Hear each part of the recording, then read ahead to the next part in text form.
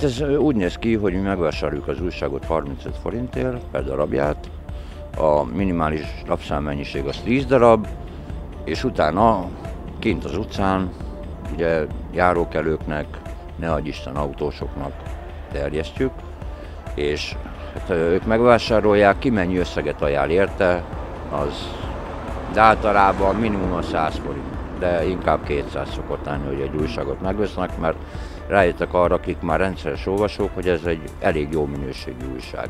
Vers, próza és grafika kategóriában hirdetünk pályázatot 2004 óta, és havonta kapunk körülbelül 60 alkotást, tehát már lehet mondani, hogy ez egy ilyen eléggé kemény mag, akik minden hónapban küldik be a munkáikat. Van egy szabályzatunk, terjesztőket veszünk fel, felvételi beszélgetés, próbáljuk a kapcsolatot tartani ezekkel az emberekkel, megjelenési lehetőséget biztosítani nekik és jövedelmet. Először is Európában egyedülálló ez az újság, egyedül Chicagóban van hasonló utcalap, ugyanis ebben 80-90%-ban hajléktalan emberek alkotásai vannak, vagy cikkei. Klubszerűen működünk, hétvégenként csinálunk programokat, a művészeti pályázathoz havi díjátadó kapcsolódik, az, hogy otthontalan embereknek az írásait közölhetjük.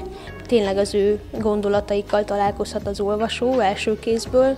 Nagyon értékes dolgokat tudunk ezáltal közvetíteni, olyannyira, hogy antológiák is születtek már ezekből a munkákból, szép irodalmi könyvkiadóknál.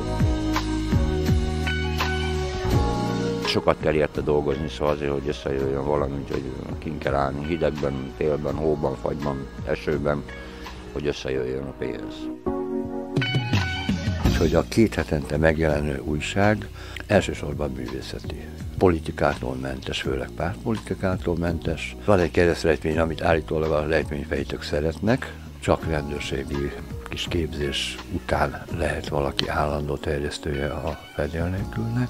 Kiállításokat szoktunk csinálni a képekből, a képeket is igyekszünk bemutatni a labban. 2005-ben felvettek újságírónak egy 2,5 éves európai programba, ahol tördeltünk, szerkesztettünk, interjút készítettünk, konferenciákra utaztunk külföldre és Magyarországon, és 2009-10-ben és most 2013-ban fizetett szerződéses alkalmazottként vagyok a Menhelynél, mint programkoordinátor. Ez kimondottan egy olyan munka, amiből meg lehet élni. Akár albéletet föl lehet tartani, nem biztosan. 8-10 órát is, ha dolgozik az ember, nem biztos, hogy egyformán adományoznak a vásárlók. Érdemes megvásárolni az újságot, én mindenkinek azt tanácsolnám, hogy próbálja ki egyszer megvenni, és talán csodákat fog látni, hogy mire képes egy hajléktalan ember.